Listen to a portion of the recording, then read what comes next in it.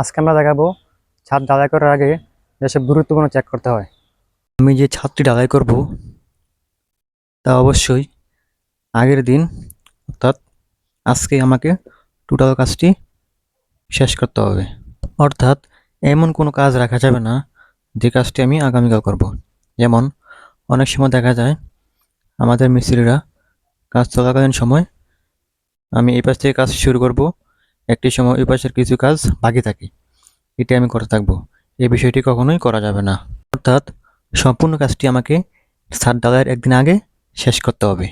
Materials যেমন cement, concrete, বালি সে পরিমাণ আমার এখানে মজুদ আছে কিনা, একদিন আগে ছাদ ঢালাইয়ের একদিন আগে ম্যাটেরিয়ালস যথেষ্ট আছে কিনা দেখতে হবে এবং কমপক্ষে 5% মালামাল বেশি রাখতে হবে। ওই সময় দেখা যায় সাইটে ম্যাটেরিয়ালস অর্থাৎ সিমেন্ট, বালি, কংক্রিট পর্যাপ্ত পরিমাণে না থাকার কারণে আমাদের ছাদ ঢালাইয়ে অনেক সময় বিঘ্ন ঘটে। অনেক সময় দেখা যায় ছাদের রড বাইন্ডিংয়ের কাজ শেষ হলেও কিন্তু ইলেকট্রিক মিস্ত্রির কাজটি ছাদ ঢালাইয়ের দিন সকাল থেকে শুরু করা হয়, যা অনেক সময় জটিলতা সৃষ্টি করে। আপনি কি জানেন একটি ছাদের ইলেকট্রিক পাইপ কতটা গুরুত্বপূর্ণ?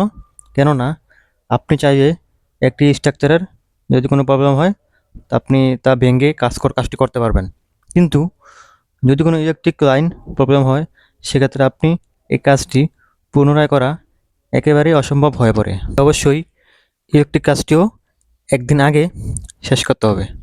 তারপর দেখতে হবে মিক্সার মেশিনটি ঠিক আছে কি না।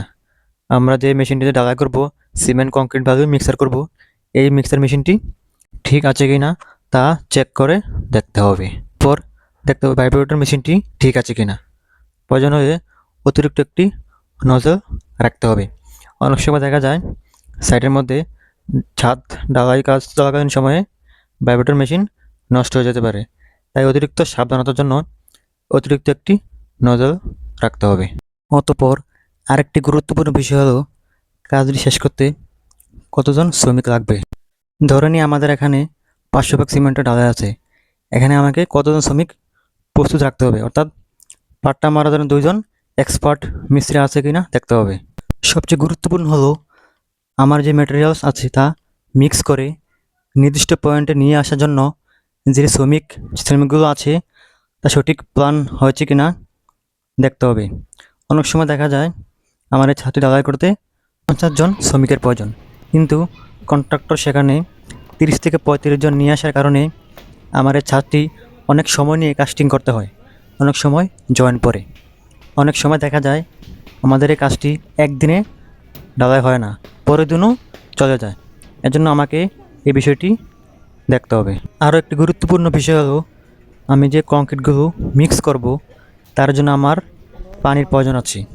অনেক সময় দেখা যায় যে এই বিষয়টি আমাদের মনে থাকে না, আমরা শুধুমাত্র মোটরের আশায় বসে থাকি। এটা একটা ভুল কনসেপ্ট। আমাকে অবশ্যই রিজার্ভ ট্যাঙ্কির মাধ্যমে পর্যাপ্ত পরিমাণে পানি ব্যাকআপ দিয়ে রাখতে হবে, অর্থাৎ ড্রাম রিজার্ভ ট্যাঙ্কিতে যেভাবে হোক পর্যাপ্ত পরিমাণে পানি মজুদ রাখতে হবে। আরও একটি গুরুত্বপূর্ণ বিষয় হলো আমাদের ছাদটি সঠিক লেভেলে দাগ দেওয়া আছে কি না। অনেক সময় লেভেলিংয়ের এই দাগ দেওয়া থাকে না। ছাদ ঢালাইয়ের আগে অবশ্যই 5 ইঞ্চি ঢালাই হলে 5 ইঞ্চি পরিমাণ দাগ দিয়ে রাখতে হবে। ছাদ ঢালাইয়ের আগে অবশ্যই আপনি একজন অভিজ্ঞ ইঞ্জিনিয়ারের পরামর্শ মতে এই ছাদের এই কাস্টিংয়ের আগে অবশ্যই এইসব চেকগুলো করিয়ে নেবেন। ধন্যবাদ সবাইকে।